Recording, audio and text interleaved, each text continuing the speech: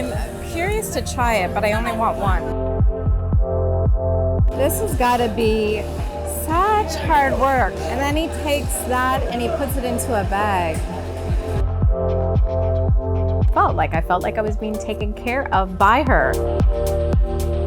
Good morning from Padang, Indonesia. I am in West Sumatra, the home of rendang. And today I'm going to learn the recipe to make rendang in Indonesia. So you can find rendang in Indonesia and Malaysia. I think it varies slightly, but they say that rendang is the best in someone's home. I don't know anyone. So I'm staying at the rendang homestay and they've arranged for me to go to a local woman's home. She's gonna teach me how to make it. So first we're gonna head to the market, pick up the ingredients, and then we're gonna make rendang.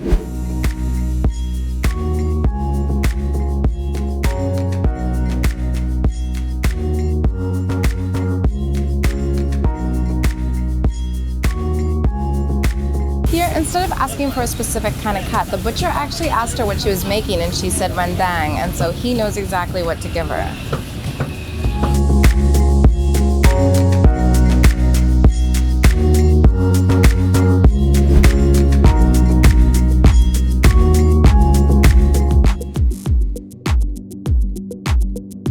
So this is the local market for our neighborhood. What they do is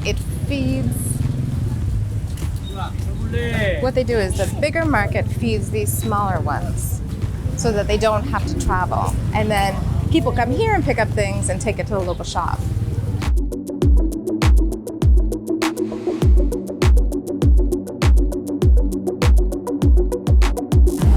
Hello, nice to meet you.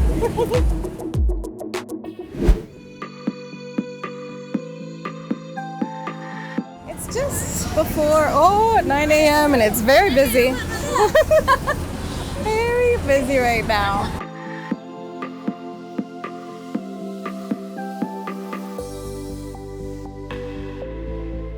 Okay, lots of garlic going on here, I think. And then a little bit of sambal. Pedas! No. Okay, not too spicy. Lots of dried fish. Coconut. All right, it's coconut time.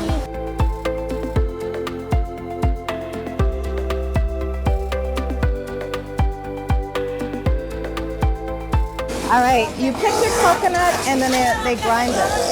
This is their job, is to grind the coconut. This has got to be such hard work. And then he takes that and he puts it into a bag. All of that work. So all of this coconut, to pick it out, have it around 25,000. All right, shallots, essential in Indonesian cooking. I'm just going to assume that she's going to fry these to put it on top because that's just kind of how it works. Okay, yeah. Yeah. I've been to many markets around the world. I've taken many market tours. I've gone on my own. I've eaten in markets, but there's nothing quite like experiencing a market when you're buying food for yourself, something you're gonna make. And so that coconut, I would have never realized that was a process. I would have just walked by thinking, that's coconut.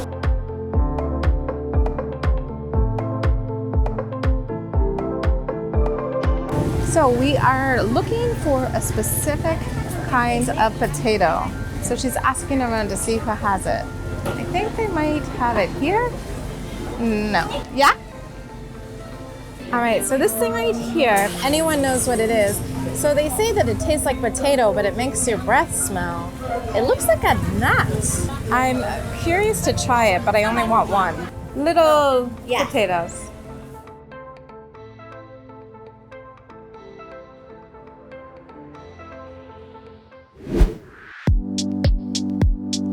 The women in these markets are so nice. Really, really nice.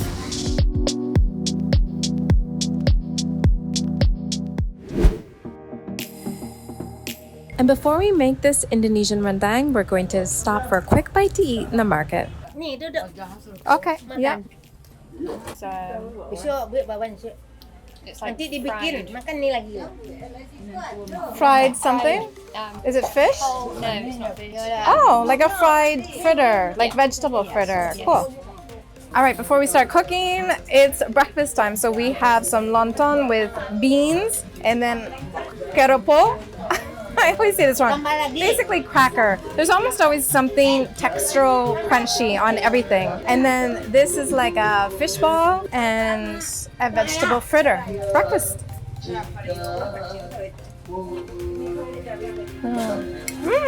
Enak. So lontong is pressed rice. Makasih. And it's in a coconut broth. And then we have this fish ball and vegetable fritter. I like that.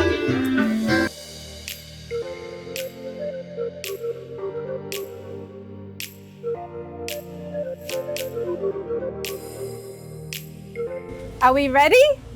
We are ready. We could just stay in the market, hang out with people, take pictures. So funny. She asked if there's anything else we need to buy because we could just stay here and buy things. And that's right. We could just stay here, hang out, eat, take pictures with people. Just this aspect alone has been such a highlight of this trip to Padang. And we still haven't cooked anything yet. All right, just hanging out, waiting for our driver who just drove by and said, Angelina, I'm coming back. It's been so great. Very thankful to have Jen here, her perspective, but also she can translate. She knows the local language. And then also, this is just such a raw experience, much different than formal cooking classes. And it's just been so much fun.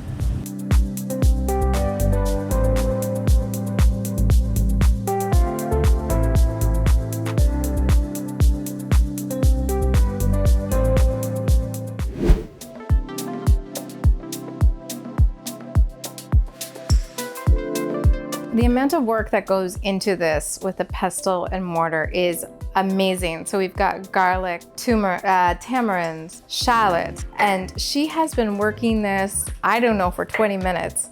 And so you could easily just throw this in a food processor. That's what I would do. But even Bayu was saying, it's the stone. You need to have the stone. And I now know why women have house dresses, which are cotton. They should be called work dresses because she has been working so hard. I'm just standing here doing nothing and I'm sweating. And she's not. She's just like cool as a cucumber working this pestle and mortar. And what I do love is, you know, you start to think like, oh, she's working it so hard. Why isn't it moving? And it's because they have egg cartons underneath, so everything is used.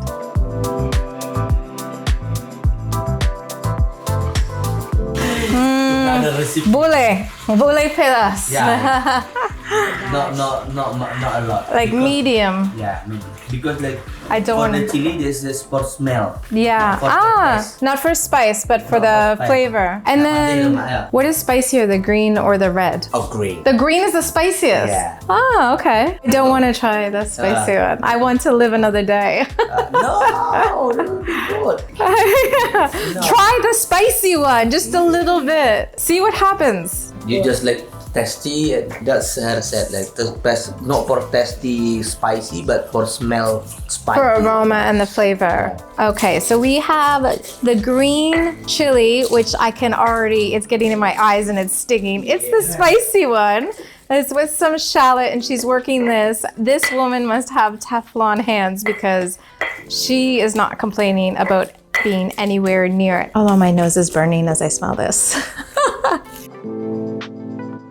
All right, so now we've got, oh, this is all the coconut. Wow. This is how you make coconut milk. Yeah. Everything is hard, but it won't be as good. Yeah. If you want it done right, you have to do it yourself.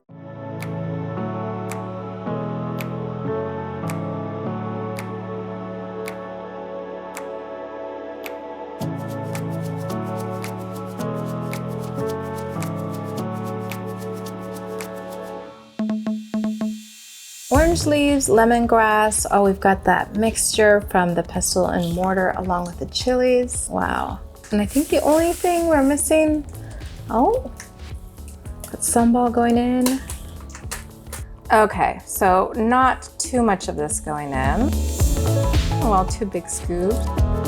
3 big scoops. All right. Oh, you can already see the color starting to come through. Cool. You have to be very careful. If you spill it, you are in so much trouble. How do you know when the main sauce is done and you add the meat? You just know? Much later. Does it need to be thicker?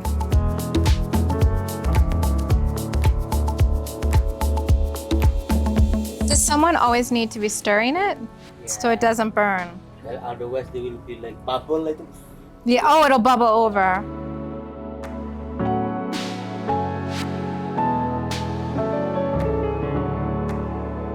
This is starting to smell amazing. She just put in the coriander that she crushed by hand, no grinder, and we still haven't put in the rendang mix. Megan's cinnamon that we're gonna put in.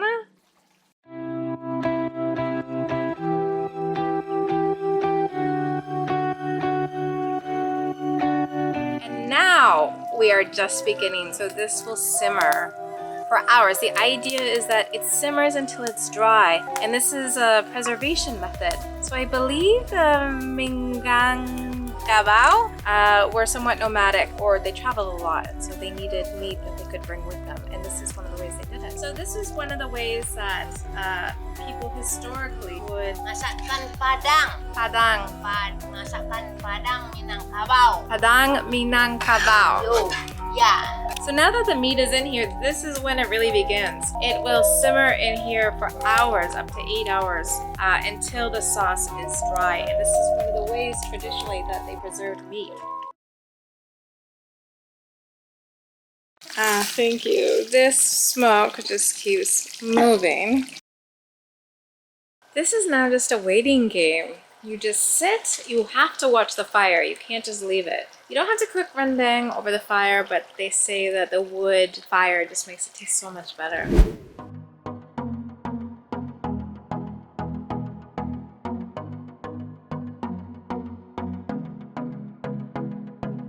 All right, so woman has brought over how you really shred, the old-fashioned way to shred the coconut. By hand, you just scrape it against this hole on a seat. And that was what they did. Some people still do it. If you've got coconut at your house and you don't want to pay for someone to shred it. Wow, this is incredible. Such hard work. I can't imagine having to do that and then everything else. Rendang is like the hardest food to make.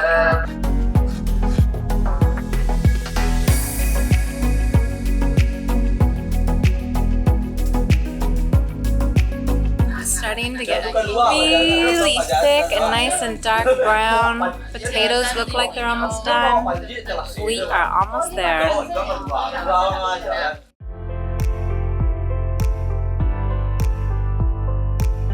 Wow. You know, food brings people together, and so I thought I was just taking a cooking class, but actually this was just such an amazing day. One of my favorite days here in Indonesia. So this rendang recipe that's Indonesian. I learned a lot about it. I learned I'll never make it authentically myself because it takes so much effort. All of the manual labor and then stoking the fire and keeping it going and putting more spices in, and just what an amazing cook. And also an amazing person to invite me into her life, to spend that time with me, to take me around the market and joke with me, make sure that I wasn't gonna get run over by motorcycles. You know, she said to call me, you know, the equivalent of mother, and that's how I felt like. I felt like I was being taken care of by her. Now, this rendang, you know, it's a special occasion meal because it's expensive. The meat itself, just the meat, was 150,000 rupiah. And so you cook it down in these spices and the coconut milk, and it just gets so tender. I just have so much appreciation for how much effort she put into this. Give this all the coconut. Wow, spicy, not too spicy. They made it for my taste, but it's just so tender, so full of flavor. Rendang, favorite food in Indonesia, favorite food. That's because The love and care that goes into making this dish is insane. I had a fantastic time in the neighborhood. You know, staying at a homestay really changes things completely. I am such a fan. Going around this neighborhood, which is not in the center of Padang, everybody knows. They say, oh, Jenny, Bayu, who run this spot, and they kind of know, oh, you're foreign, you must be with them. And everyone is so nice, smiling, says hi, has been very helpful. And then today, as we were making it outside, because you don't eat rendang all the time, coming by, people wanted selfies, they wanted to practice their English, they just wanted to hang around and chat. And so I was really able to experience like a small slice of local life I would have never been able to experience if I had stayed in a hotel or I had taken a tour. You know, going through the market with a local is very different than going through the market with someone who's a tour guide that every day is taking different people through. It was just full of, you know, a day of delicious food and laughter and smiles and just really beautiful people. This is just another reason why I love Indonesia.